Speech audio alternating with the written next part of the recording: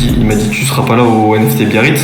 Et je lui dis ben non, en fait je serai pas là. Enfin, j'en vois pas Utilité. le concret en fait, parce que tout simplement j'ai déjà des missions, je sais que je vais en trouver d'autres. Pour l'instant, le Web3 c'est quand même assez fermé.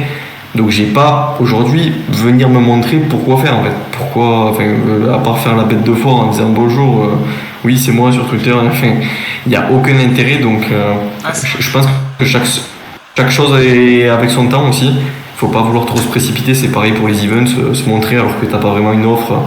Et que ben, aujourd'hui en fait c'est la vérité. Aujourd'hui j'ai un client qui arrive en face de moi. Je sais pas si je le prends parce que ben, je suis presque full donc je peux pas. C'est J'ai clair, ça. personne pour déléguer. Donc je suis à un moment là en septembre, je vais être en transition, il va falloir que je trouve quelqu'un pour déléguer. Donc c'est assez compliqué ouais, sur ce côté-là. Et puis il faut tout savoir bien gérer quoi. Faut pas croire que parce qu'on est dans le Web3 c'est la jungle. Quand tu gères un business, il faut quand même savoir ce que tu fais. Ah, c'est sûr, c'est sûr. Ah, je suis d'accord. Je suis d'accord avec toi. Mais par contre, pour revenir tu vois, aux events, tu vois, comment dire, moi j'aime bien y aller quand même, c'est histoire de découvrir des choses, tu vois. Moi, il y a des trucs, la dernière fois, le dernier que j'ai fait, c'était Web3 Lille. Et je suis tombé sur des dingueries, je m'attendais pas à ça, quoi. Comme, on va rigoler, mais c'est l'histoire des pompes à bière, tu vois, connectées à la blockchain, tu vois. Là, j'ai dit, ouais, c'est incroyable. Et le pire, si tu t'attends à un jeune, tu vois, un jeune, 20-30 ans qui gère ça, mais non, c'est un mec de 60 piges quoi, qui a inventé ça, un belge, parce que pour lui c'était effarant le nombre de litres de bière qui étaient gâchés, et pour lui il trouvait ça incroyable et pas à refaire quoi. Du coup il a dit j'ai inventé mon système, il a pris toutes les nouveautés, il a pris la blockchain, il a pris plein de trucs et il a fait développer un truc de malade. Faut que je retrouve, faut que je retrouve le lien, je te le donnerai si tu veux, mais c'était fou quoi. Enfin, je veux dire, c'est même après j'ai rencontré aussi des autres types qui faisaient des marques de vêtements par rapport à la blockchain. Enfin c'était comme quoi tu avais un NFT ton vêtement. Enfin ça c'est un peu basique, tu vois, on connaît maintenant ça commence à se répandre notamment avec les baskets chez Nike et Adidas quoi, les collections.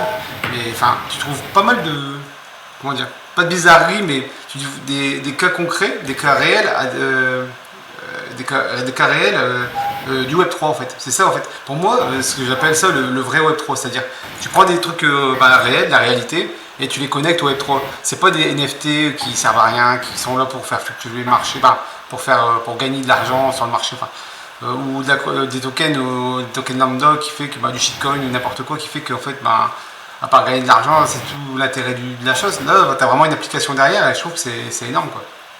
C'est vraiment énorme quoi. Et en fait pour moi c'est ça le futur quoi. Le Web3 c'est ça en fait, c'est le vrai Web3 quoi. Je sais pas ce que tu en penses par rapport à ça. Alors attends, parce qu'il y a un message dans le chat, et j'aimerais bien l'afficher, mais je n'arrive pas à l'afficher. Je sais pas si c'est pour moi ou pour toi. Ouais c'est pour moi, les deux petits cuts avec ton micro, ouais. Ouais, j'ai l'impression que ça, quand tu parles, des fois en fait Ça bug. coupe un peu. Alors je sais pas si c'est ma connexion en fait ou si c'est toi. Parce que moi tu m'entends très très bien parler ou. Super. Moi c'est super. Nickel. Ouais, parce que moi je t'entends un peu en saccadé des fois, mais j'ai quand même compris tout ce que tu voulais amener et dire, comme j'ai compris l'essentiel. Mais c'est vrai que par contre, les events, et je reviens un peu sur ce que tu vas dire, c'est vrai que ça permet de montrer certaines choses en fait. Certaines choses qu'on ne peut pas voir sur Twitter, qu'on ne peut pas voir sur Discord. Et donc c'est vrai que quand tu me parles de connecter, ouais, pas comme des NFT, de connecter vraiment le Web3 au monde réel, ben, en fait c'est ces events-là qui vont démocratiser vraiment le Web3, en fait, les NFT, tout ça. Alors que, alors que quand on reste sur une collection NFT, quand on reste sur Twitter, ben, c'est quand même beaucoup plus compliqué. Et ça va être la connexion. Je pense que tu... Aïe aïe aïe, la connexion est sueur. Ouais, en fait, je viens de. Je sais pas si tu as suivi déjà un précédent un précédent live, mais j'ai déménagé récemment, là, c'est tout frais. Il y a moins d'une semaine, j'ai déménagé en haut, là. J'ai fait des travaux en haut et j'ai emménagé dans une nouvelle pièce, donc il faut que de mon côté je mette un routeur Wi-Fi ou quelque chose comme ça, là, tu vois, pour amplifier la connexion. Mais c'est vrai que voilà, ces events-là, c'est vraiment super important. Après, chacun y voit son utilité ou n'y voit pas son utilité. C'est vrai que là, du coup, je la vois moins maintenant en étant community manager parce qu'en fait, j'ai pas trop besoin de me montrer sur les réseaux au final parce que je fais certaines choses. Après, par contre, comme je suis en train de me développer aussi en formateur, là aujourd'hui, tu vois, j'ai encore refusé d'être formateur dans un groupe privé. Trop le mec, non, je rigole. C'est stylé, ouais, non, c'est stylé. Mais j'ai refusé parce qu'en fait ça me demande trop de temps par rapport à ce que c'est. Et c'est vrai que c'est compliqué de lier tout, mais par contre aujourd'hui tu vois, c'est sûr que si je m'amène à être vraiment formateur, vraiment de me développer dans ce côté-là, que ce soit chez Luc ou aussi dans la communauté NFTisseur avec qui je travaille, c'est sûr que là par contre j'aurais plus un intérêt moi de me montrer, parce que et même si j'ai une communauté privée, ce que je compte faire et que je compte monter aussi d'ici janvier là. Et en fait, là, vraiment, j'aurais un intérêt parce que je me montrerai en tant que créateur de communauté, en tant que formateur dans le milieu du Web3 et dans les jobs dans le Web3. Donc là, j'aurais vraiment un intérêt d'y aller, de me montrer un peu plus. C'est sûr que si je prends juste mon métier en tant que community manager, vous pouvez des métiers dans le Web2, des métiers dans le Web3 sans forcément être connu dans ce que je fais. Donc là, tu vois, aujourd'hui, j'ai une mission.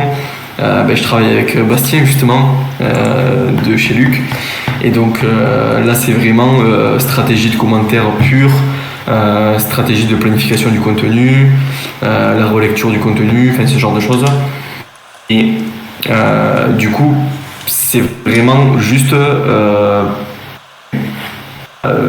comment dire, virtuel. Donc j'ai vraiment pas besoin de présence ou quoi que ce soit. Donc j'ai pas cet intérêt-là de trop me montrer.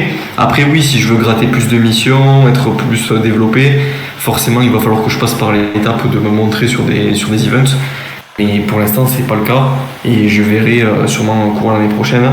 Parce que je vois vraiment plus plus tu vois un peu les entrepreneurs actualités, ceux qui partagent des actualités qui sont vraiment un peu comme CryptoPixou, tu vois des mecs comme ça qui eux ont vraiment cet intérêt là de se montrer parce qu'ils ont vraiment toute une communauté derrière eux, alors que finalement aujourd'hui un mec comme moi qui est encore je dirais en transition sur tout ce que je suis en train de bâtir, je pense que j'aurai vraiment un niveau bien au-dessus en janvier. Aujourd'hui, vas-y, qu'est-ce que tu veux que je propose alors que en community management, je peux prendre quasiment personne. En formation, c'est pareil, j'ai mis 2 trucs où je suis en train de bâtir des choses, que ce soit chez Luc ou chez NFTisseur, qu'on est qu'à 10 ou 15% de ce qu'on veut faire. Donc j'ai tellement peu à mener ou peu upgrade ce niveau-là que d'abord il faut que je me concentre sur moi, faire ces objectifs-là et après me montrer quoi. Là, je comprends. Non, mais c'est top. En vrai, c'est top. Pour moi, ça donne quand même. Le truc comme quoi, il y a quand même du taf, quoi. Le taf, après, on est d'accord, il faut le trouver. Et donc, pour toi, pour trouver du boulot dans tout ce qui est. Pour ceux qui sont un peu novices dans les métiers, on va dire, comme community manager, tout ça, en fait, des métiers purement informatiques, si je peux me permettre, c'est purement. Virtuel, quoi. Virtuel, comment tu peux dire, des métiers à distance, ouais. Comment tu vois toi la façon de faire pour pouvoir décoder tes premiers jobs? Alors ça a coupé un peu ma façon de faire par rapport aux clients que j'ai, par rapport à... En fait ma façon de faire elle est différente sur plein d'aspects en fait. T'as vraiment 3 aspects je dirais. T'as l'aspect ma façon de faire avec les communautés, donc c'est à dire quand je travaille en communauté, que ce soit chez Luc, que ce soit avec Falco NFTisseur ou alors dans ma communauté, là j'ai une façon de faire, donc là ma façon de faire elle est vraiment l'approche personnelle je dirais, donc c'est à dire être proche des gens, vraiment montrer de l'empathie en gros, que ce soit chez Luc, quand les gens comprennent pas trop les règles etc, de leur rappeler, ou alors d'être présent pour échanger dans la communauté. Que ce soit dans ma communauté à moi, c'est vraiment un peu plus l'empathie, mais plus je dirais c'est vraiment être très proche en mode pote en fait des gens qui sont dans ma communauté. Et par contre chez NFTisseur du coup c'est vraiment l'empathie d'apprendre aux gens, mais d'être toujours avec le sourire, être joyeux avec eux, essayer de leur montrer que moi aussi ça a été difficile mais qu'on va y aller ensemble. Donc je dirais que vraiment dans le côté communautariste, il y a vraiment ce côté-là d'empathie en fait et de montrer aux gens que c'est faisable et aussi comment dire, d'être engagé en fait, tout simplement. Ouais, c'est ça, de les engager, d'avoir ce côté-là où il y a de la réflexion entre nous, etc. Donc ça c'est vraiment sur le côté communautaire. Après il y a le côté où moi et mon agence, comment on fait. Donc c'est-à-dire que moi, comment je travaille, il faut savoir que du coup mon agence pour l'instant c'est uniquement moi qui travaille dans mon agence. Je ne délègue pas encore, c'est moi qui travaille au sein de mon agence. Et donc là la question qui peut être tout bête c'est pourquoi du coup tu as une agence si c'est toi qui travailles dans ton agence, parce que normalement une agence c'est aussi fait pour déléguer. Mais en fait la question elle est répondue, c'est parce qu'en fait on a est en cours entre guillemets et on y travaille parce que j'ai un consultant qui travaille avec moi sur de la création de projets dans les NFT, dans le Web3 et donc en fait là je vais avoir tout type de postes à déléguer et donc en fait si je n'ai pas une agence, si j'ai pas de structure que je bâtis, si je suis juste un freelance et que je travaille juste pour des clients, ça je ne peux pas le faire. Si j'ai pas mon réseau, par exemple, tu vois, mon club que j'ai entre guillemets actuellement, je ne peux pas le mettre en place. Donc c'est pour ça qu'aujourd'hui je suis une agence en fait. Ok, d'accord. Mais donc j'ai ce côté-là agence où en fait j'ai une façon de faire, donc de travailler avec mon consultant, ce qu'on élabore de jour en jour, comment on le met en place, comment on travaille. Donc là il y a vraiment plein de choses qu'on met en place, mais ça c'est vraiment plus de la stratégie, plus de la création de contenu, plus de la prospection. Donc là c'est vraiment beaucoup de rigueur, beaucoup de discipline, beaucoup de persévérance, parce qu'on va se prendre beaucoup de refoule forcément dans tout ça. Ça c'est vraiment une stratégie plus de persévérance et d'abnégation qu'on peut dire. Et ensuite il y a la dernière façon de faire qui est vraiment avec les clients que j'ai en community management. Donc là, c'est vraiment constance, régularité et transparence. Donc là, on va vraiment être sur quelque chose qui est donc aujourd'hui, par exemple avec Bastien, il faut quand même que je rende des comptes. C'est pas mon patron, puisqu'en soi, on pourrait croire que c'est mon patron puisque c'est lui qui me paye, mais en soi, c'est aussi mon client parce que tout simplement, c'est moi qui fournis le travail et lui, il me paye. C'est vrai qu'il y a ce côté-là aussi où on peut confondre salarié et entrepreneur, ou entrepreneur, tu as des clients, en fait c'est mon client parce qu'il me paye, après lui il a aussi son client qui le paye, mais en soi moi je fais le travail et il me paye lui, donc c'est mon client.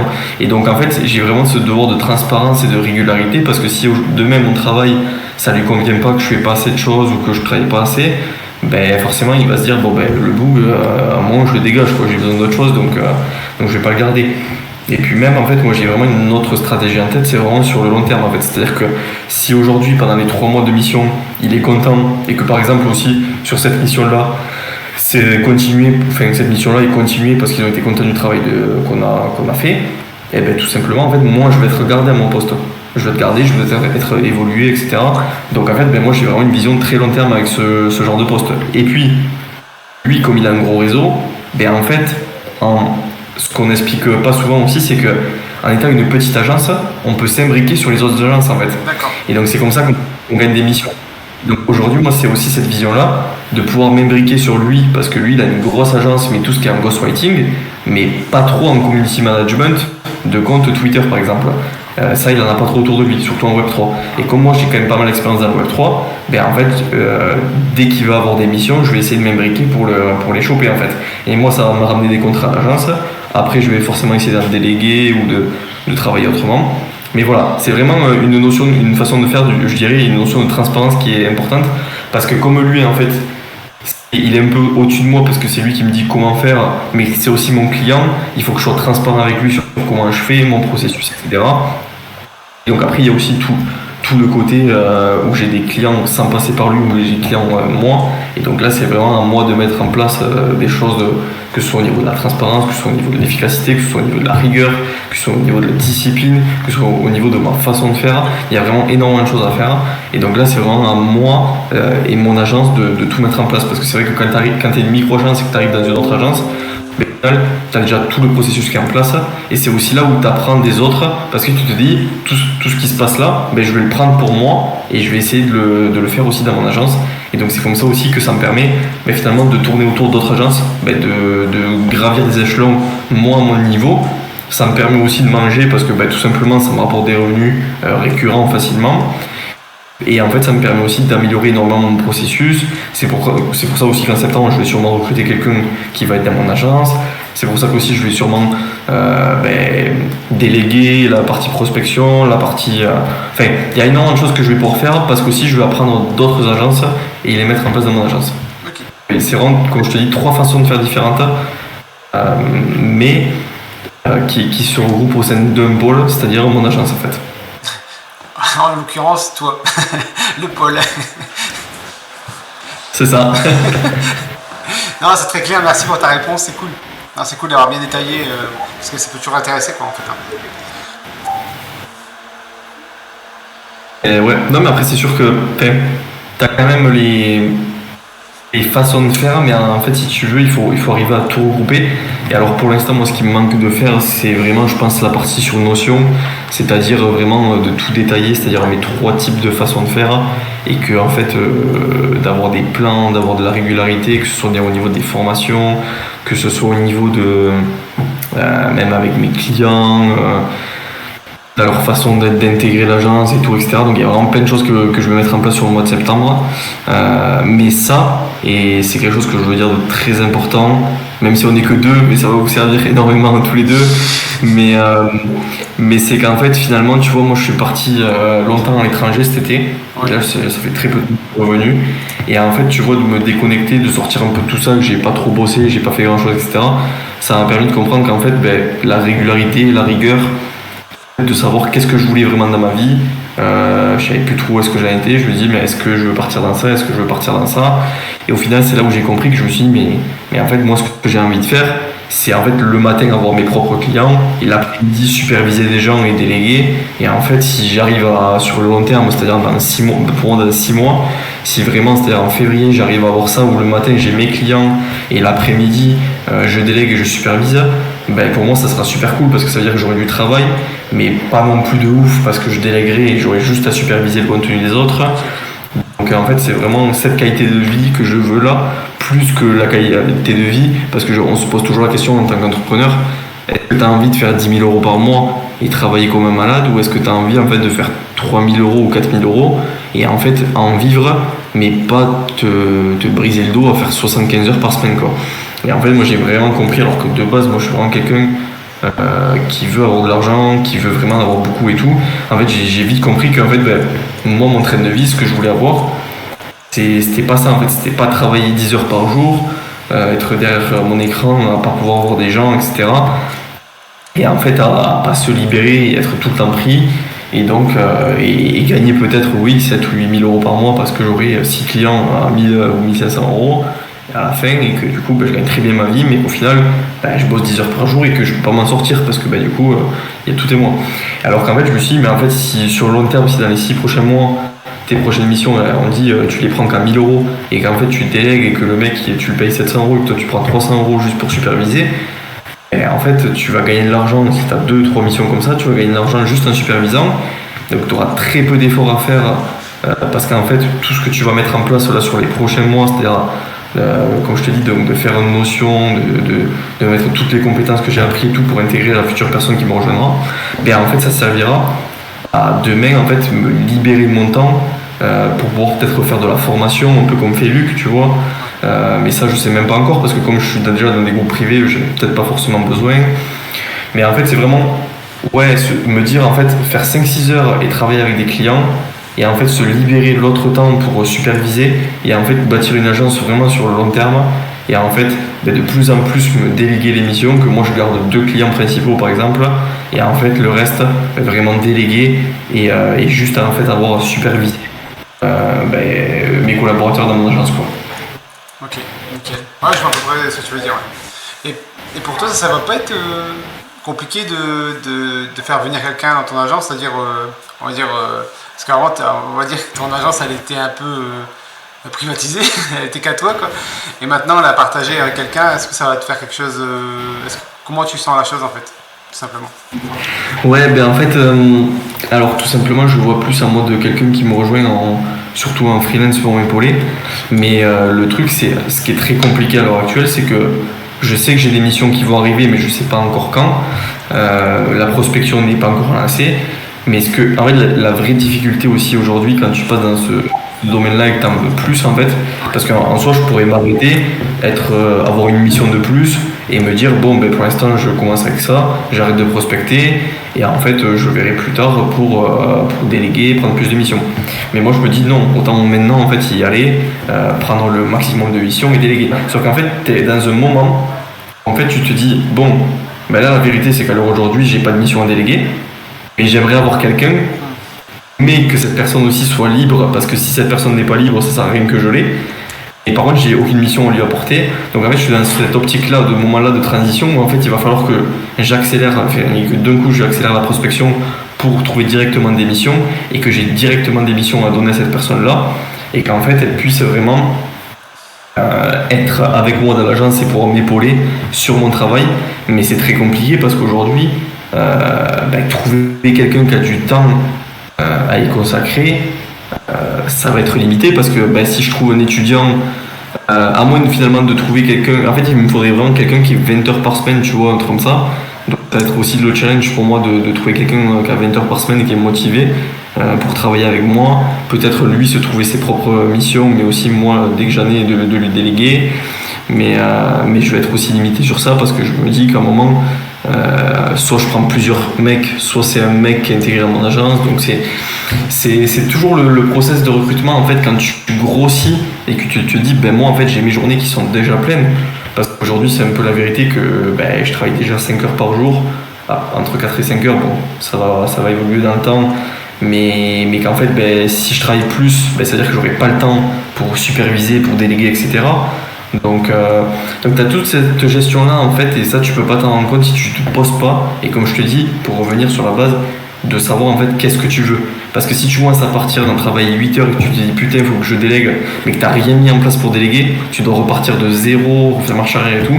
Et là je revois un peu toutes les erreurs finalement que j'ai fait dans le passé, de prendre pour acquis certaines missions, faire certains trucs et tout, et de ne pas m'être lancé dans plein de choses. Et aujourd'hui j'ai plus cette projection là, parce qu'aussi j'ai déjà les contrats, je sais que j'ai déjà de quoi vivre, et qu'en fait tout ce qu'il y a en bonus, tout ce que je vais gagner en bonus en fait en autre mission, mais en fait même si je le délègue et que je prends qu'une petite partie, je m'en fiche parce que j'ai déjà des missions pour largement vivre en fait de ce que je fais.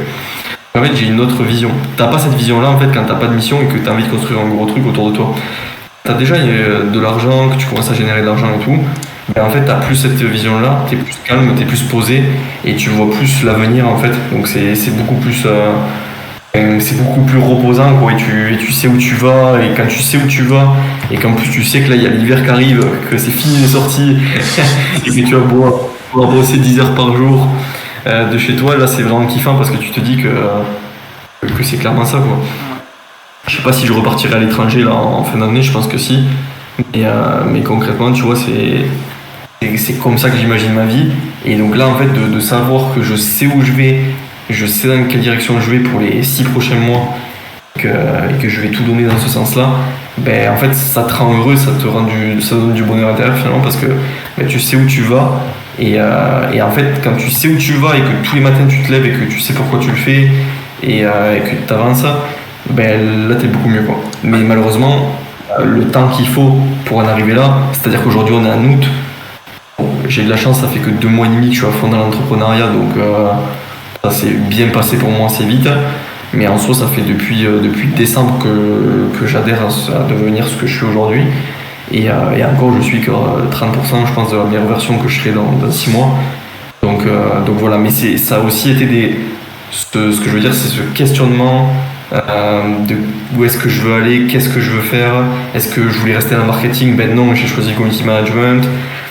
Tout ça en fait, il faut apprendre de se lancer, d'y aller, et au final tu vois, de me casser la gueule comme j'ai fait en début juillet quand j'ai perdu 3 missions, la même semaine j'ai perdu 3 missions qui m'étaient données, en fait se casser la gueule à ce moment là où je me suis dit putain comment je vais faire, et aujourd'hui me dire finalement un mois et demi après je gagne un salaire tous les mois rien qu'avec ça en fait, et une vision tellement autre.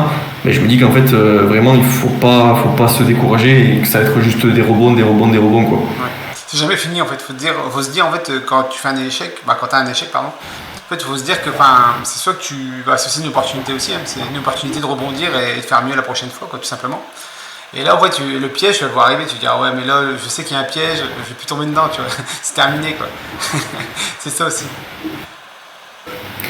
C'est clairement ça. C'est vraiment le piège de l'entrepreneuriat en fait, c'est de rester bloqué sur un truc qui ne marche pas et qu'en fait tu vas te dire fuck, j'y reste et ça va marcher.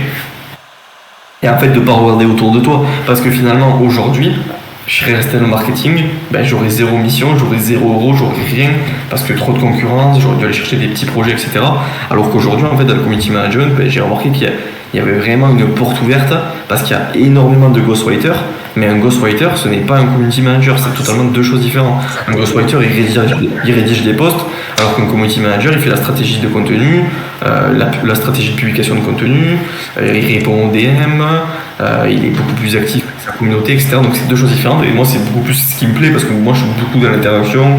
En fait, ça colle bien aussi avec ce poste-là de formateur finalement, parce que quand tu es community manager, tu interagis énormément, tu es beaucoup dans la communauté, et donc ça correspond bien aussi à ce poste-là. Donc moi, c'est beaucoup ce qui m'a plu. Et en fait, c'est vrai que de te développer dans ce côté-là, ça change vraiment tout. Et donc c'est vrai que ouais, tu vois ce qu'on dit là, de se casser la gueule, de revenir, de faire des rebonds. Et il faut vraiment passer par là, et c'est une étape totalement essentielle, quoi, je trouve. Ouais, ça, en fait, c'est surtout pour les métiers du web, j'ai l'impression, parce que là, t'as pas vraiment quelqu'un, comme tu disais tout à l'heure, t'as personne de physique en face, et c'est toujours compliqué, en fait, quand t'as personne de physique en face, parce que, en fait, t'interagis par message, par mail, donc t'as pas aussi d'attachement, j'ai l'impression aussi d'attachement avec la personne, avec ton client, tout simplement. Et donc le fait aussi de ne pas avoir cet attachement, en fait, ça permet, tu as une certaine distance aussi. Je parle en geste pour qu'on m'entende bien avec le micro. On a toujours une certaine distance aussi. Moi j'ai l'impression, c'est-à-dire que du jour au lendemain, ton client il peut te dire, en fait tu te réponds plus, tout simplement. Il te met on appelle ça un ghost. Je crois que c'est ça dans le milieu. On appelle ça un ghost. Et bon voilà, j'imagine que c'est pas évident. Et après c'est un métier par contre que tout le monde ne peut pas adhérer, c'est-à-dire qu'il y en a, j'en parle autour de moi, il y en a, ils préfèrent aller travailler 8 heures par jour dans leur société parce que ils viennent en fait avec leurs soucis, on parlait des soucis tout à l'heure, je vais revenir aussi là-dessus. Ils viennent au matin, ils font leurs 8 heures, ils ont fini leurs 8 heures de boulot, hop, ils pensent plus au boulot, toi. Tandis que dans l'entrepreneuriat, ce qui est différent, c'est que en fait, tout est imbriqué en fait. Ton perso et ton pro, c'est un peu mélangé. C'est-à-dire que quand tu travailles de chez toi, tu as aussi le fait, comment dire, comme tu dis, tu partais en vacances, mais tu pensais toujours un peu au boulot pour voir la suite, comment tu allais gérer la suite. Le fait d'être dans l'entrepreneuriat, c'est vraiment le pro-perso. Et après, il y a des gens qui ne peuvent pas adhérer à ça, tu vois. Parce qu'ils préfèrent leur coupure, tu vois, ils font leurs 8 heures de travail, leur coupure, leur détachement vis-à-vis de l'entreprise.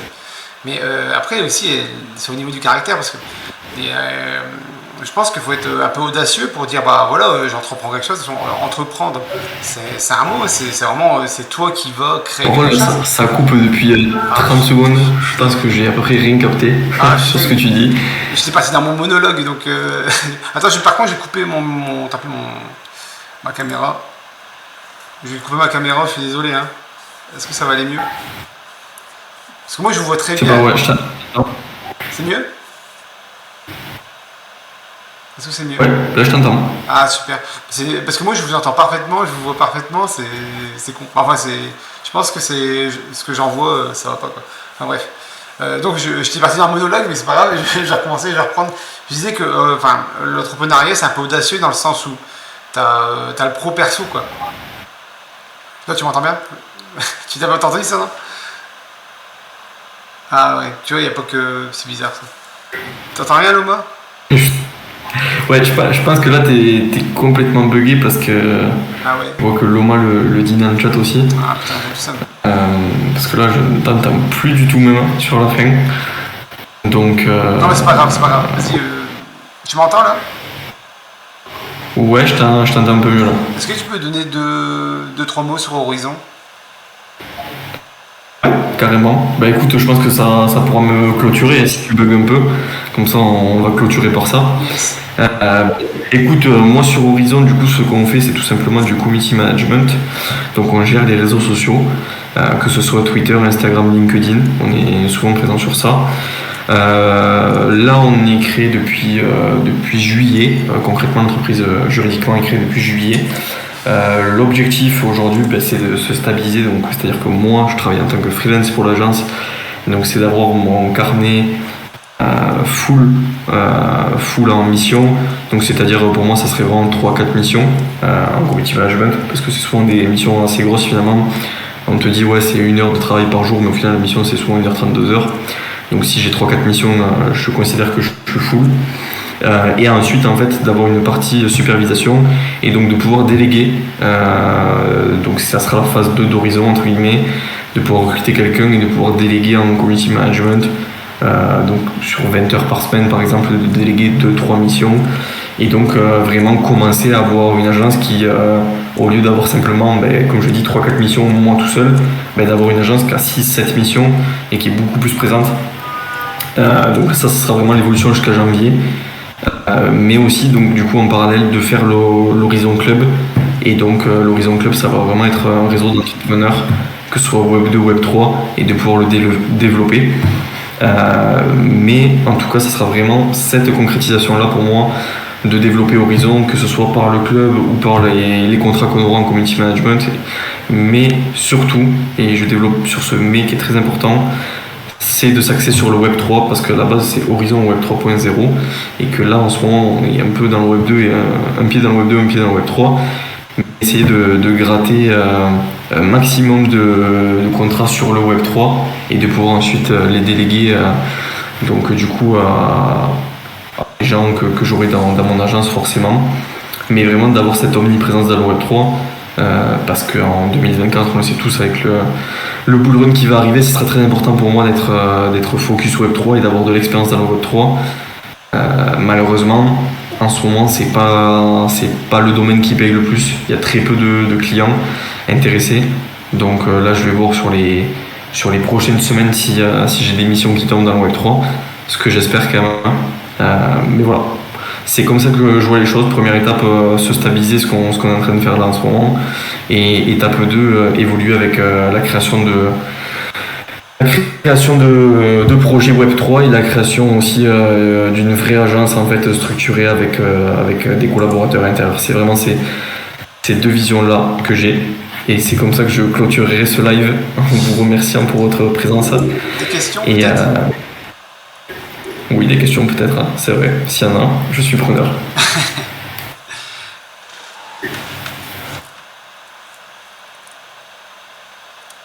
Moi j'en ai encore, hein, des questions.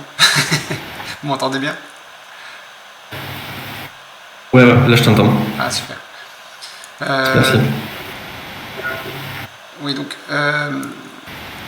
en fait le groupe le Discord que tu vas construire en janvier, c'est ça, hein, il me semble, l'année prochaine. Est-ce que ça aura un lien du coup avec Horizon ou ça va être vraiment deux choses indépendantes? Alors, pour parler de ça, il faut savoir que du coup le club, moi ça va vraiment être faire un hub d'entrepreneurs. Donc là j'espère que je vais bien pouvoir le travailler quand même et que sur les 4 prochains mois, c'est-à-dire moi mon objectif ça serait qu'au 1er janvier on soit 500 dessus pour vraiment avoir des entrepreneurs du Web 3, du Web 2, mais là ça va aussi passer par Tweet Hunter pour moi. Pour mon compte perso, je pense que je vais faire de l'auto-DM, donc dès qu'il y aura un abonné en plus, avoir un message à moi de rejoindre le club, etc. Et aussi de trier dans le club, parce que s'il y a des gens qui rentrent mais qui sont pas intéressants, de pouvoir les virer. Mais du coup, ouais, ça va vraiment être de faire ça. Et donc du coup, pour parler en rapport avec Horizon Web 3 du Community Management, c'est qu'en fait, en intégrant beaucoup de monde dans mon réseau, j'ai plus de chances de trouver des contrats. Et donc en fait, c'est un peu le ricochet. C'est qu'en fait, en ayant beaucoup d'entrepreneurs, en ayant beaucoup de réseaux, de networks, de gens qualifiés, on va dire, plus que de quantité, en fait, je vais pouvoir le recibler sur mon Horizon Web 3 en disant écoutez les gars, aujourd'hui vous créez ça, mais est-ce que vous avez un community manager? Parce que moi c'est ce que je fais. Et donc en fait il y a vraiment tout ce côté-là en fait de redirection où en fait les gens ils vont.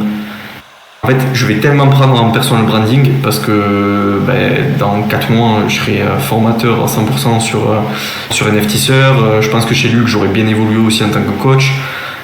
J'aurai ma communauté qui sera bien développée. J'aurai ma boîte qui tournera très bien aussi. Donc en fait, il faut vraiment savoir se projeter, se dire dans 4 mois, si j'atteins tous ces objectifs-là, donc forcément je vais les cocher là, avant fin août, et je vais dire cet objectif-là, cet objectif-là, cet objectif-là, qui sont très importants. Et donc en fait, il y aura tellement un personal branding autour de ça que du coup les gens ils vont se dire lui je lui fais confiance parce que de toute façon il a une communauté de 500 membres, il sait créer des communautés, il est formateur. En fait il y a tout un truc autour que les gens vont pouvoir me faire confiance parce que j'ai fait ça. Alors qu'en fait c'est tout bête, mais au final comme les gens ils me retrouvent un peu partout, ils vont se dire lui en fait il est omniprésent, donc on va forcément lui faire confiance parce que si aujourd'hui il en est là, c'est qu'il a dû se donner et qu'il fait du bon travail quoi. Donc c'est vraiment cette stratégie là que je vais appliquer quoi, pour les 4 prochains mois qui vont arriver. Ok, super. Ouais, on parlait avec Luc, dans le groupe de Luc, là, c'était le bac, hein, c'est un peu ça, hein, c'est-à-dire que ce que tu fais, en fait, les autres, ils le voient par rapport au travail que tu as fourni, quoi. Ça, exactement. Exactement. Et donc du coup c'est vrai que ce côté-là de travail que je fournis qui finalement n'a aucun rapport avec le community management, puisque la création de communauté, la formation et tout, ça va quand même vraiment impacter ce que je fais à côté parce que les gens ils vont se dire tu vois par exemple chez NFTisseur, je sais qu'il a un autre compte, à tout moment il va me dire écoute reprends le community management. Luc il va peut-être avoir, parce que Luc il a énormément de réseaux, il va peut-être se dire attends lui Paul je sais qu'il fait du très bon travail, de toute façon on travaille ensemble donc je vais lui donner une mission parce que là j'ai entendu dire qu'il y a une mission en community management. Il y a plein de petits trucs comme ça qui font en fait on me le dit souvent, c'est ton network, c'est ton network. Et donc là actuellement aujourd'hui c'est ce que moi je sens parce que c'est grâce à ça que j'ai eu mes missions. Et donc ça va être très intéressant pour moi de faire tout ce tour là en fait et de vraiment construire un vrai réseau tout autour de moi, de me faire tout un personal branding et donc il y aura vraiment après un engouement en fait si tu veux que je vais créer autour d'Horizon. Donc c'est comme ça que je le vois, comme ça que je le travaille surtout. Ok, top. Et pardon, je me permets, j'ai une question qui va déjà bonjour à tous de vive voix, moi c'est Loma. Salut. Salut tout le monde. Je me permets de poser une question qui est un peu la suite de ce que tu viens de dire. Est-ce que comment tu fais toi? Est-ce que tu as une stratégie pour prospecter? Parce que là, entre guillemets, ce serait plus du lead entrant, donc des gens qui t'auraient vu. Est-ce que toi, tu as aussi une politique de chasse, par exemple? Ouais, là, très bonne question, merci. Là, je vais concrètement la mettre en place. Donc, je dirais qu'il y a 3 stratégies. 3 stratégies que je répartis avec 3 réseaux différents, forcément. Discord, c'est avec les communautés, c'est-à-dire qu'en fait, par exemple, je regarde dans les présentations, petit tip, c'est normal. Attention, là, le petit tip, c'est énorme là que je vais sortir. C'est-à-dire que par exemple, tu vas dans toutes les DAO, tous les groupes, comme celui-là, par exemple, comme le mien, comme des groupes comme chez Luc, comme chez Rich Calls, etc. Et en fait, tu vas voir que dans les présentations, de temps en temps, tu as des créateurs de projets. Et donc ces créateurs de projets-là, souvent en fait je les DM et je vais leur dire voilà j'ai vu que vous faites ça. Est-ce qu'aujourd'hui niveau communication vous êtes opérationnel? Bon là j'ai pas mon message type tu vois, mais c'est concrètement en fait d'aller voir dans les communautés. Des fois ça poste des jobs, des fois ça parle dans le channel général, des fois ça se présente dans les communautés. Donc là c'est le moyen le plus facile parce que du coup tu vois direct que le mec il est CEO ou COO de sa boîte en fait et que du coup chaque boîte a besoin de communication. Donc c'est vraiment comme ça en fait que je vais prospecter sur Discord. Sur Twitter ça va vraiment être du DM, donc c'est à dire qu'en fait je peux aller DM des projets au pif et leur dire surtout français du coup maintenant ça va être et donc du coup leur dire voilà j'ai vu que vous communiquez. Par exemple moi un truc type que je dis c'est par exemple au niveau de la communication, si je vois qu'ils sont pas réguliers, que c'est pas tous les jours, qu'il n'y a pas trop de posts et tout, je vais leur dire est-ce que ça vous intéresserait d'avoir une communication qui est planifiée, qui est bien plus régulière, avec forcément beaucoup plus de DM, beaucoup plus de commentaires, beaucoup plus d'interactions sur votre compte. Et donc là c'est vraiment comme ça que je vais aborder les gens, mais sans forcément vendre mon offre, mais en leur proposant quelque chose d'abord qui va forcément les intéresser. Et ensuite la 3e option c'est sur LinkedIn. Et donc là sur LinkedIn c'est vraiment se faire un network, donc c'est-à-dire en fait surtout de chefs d'entreprise, etc. Et en fait de voir s'ils sont pas intéressés par tes services de communication, etc. Et donc là vraiment ça je vais m'y focus la semaine prochaine dans les DM beaucoup de chefs d'entreprise français, accès un peu Web 3, Web 2 et demi on peut dire. Et donc en fait d'aller leur proposer, même s'ils ont des micro-entreprises. Mais en fait ce qu'il faut savoir, ce qui est super intéressant sur LinkedIn, c'est-à-dire que sur LinkedIn par exemple tu fais 3 posts à la semaine on peut dire, allez ça te fait 12 posts au mois, 12 ou 13 posts au mois, sauf que si un post il te prend 30 minutes, en soi, même si t'es payé que 300€, ça fait quoi? Ça fait que, ça fait même pas 10, enfin pour LinkedIn en vrai tu peux même pas avoir 10 heures de travail par mois, et 300€ c'est largement abordable pour tout type d'entreprise. Donc ça peut être super intéressant en fait de choper des contrats comme ça. Et donc moi c'est ce que je vais essayer de mettre en place là de la semaine prochaine, d'aller choper des micro-contrats comme ça en fait sur LinkedIn. parce qu'au final, ben, même si tu en as 2-3, si ça te prend très peu de temps, ben, tu peux même les déléguer en fait au départ. Donc il y a vraiment ces 3 stratégies-là qui sont pour 3 types de réseaux totalement différents en fait finalement. C'est-à-dire que sur Discord, ça serait plus le network. Sur LinkedIn, on est plus chef d'entreprise et les contacter. Pour Twitter, on est plus dans l'analyse de la communication d'une entreprise qui est déjà existante et essayer de lui proposer un plus. Voilà. Excellent, super clair, merci beaucoup. De rien. Bah, écoute, du coup, ce que je te propose, Max, c'est peut-être de clôturer. Je vois qu'il est tard, j'ai pas encore mangé, moi. Ah, comme tu veux. Ça marche. Une autre question, du coup, tu manges quoi ce soir? Bah, je sais pas, c'est la surprise du frigo, s'il est rempli ou s'il est vide. C'était pour la petite blague, quoi, pour finir en beauté, quoi. Non, c'est cool. Bah, merci Paul, merci en tout cas. Merci pour ton partage d'expérience surtout parce que c'est toujours bon à prendre, hein, on va dire. Hein. On va pas se cacher. Hein. Ouais, ben merci à vous en tout cas pour l'invitation. De toute façon, on reste en contact. Et je vous ferai part de mon avancée aussi sur Crypto Basique, où est-ce que j'en suis les prochains mois qui vont arriver. Carrément, oui, carrément. Ouais. Est-ce que tu pourrais aussi, c'est ma petite demande perso, j'ai créé un onglet livre d'or, tu vois. Est-ce que tu pourrais écrire un petit mot à la suite du live?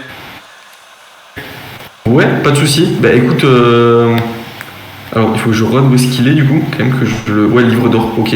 Mais pas de souci. Bah écoute, je pense que je le ferai peut-être demain matin là, parce que je vais quand même me dé. Tant que je t'ai là en live, je te demande, tu vois. N'hésite pas à me le rappeler par DM demain matin si jamais je l'ai pas fait. Ok, ça roule. Bon, moi je te remercie, c'est cool. Puis je vais te laisser aller manger. Merci. Moi c'est pareil, je vais aller manger.